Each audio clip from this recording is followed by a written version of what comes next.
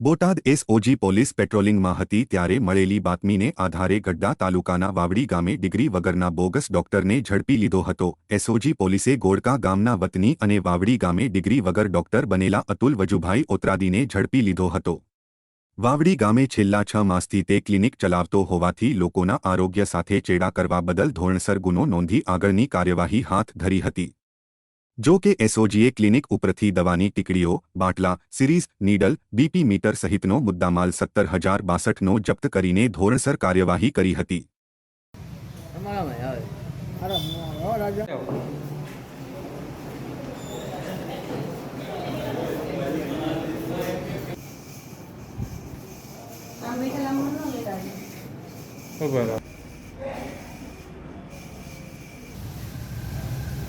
હા, એક દિવસ રાતે જોયું।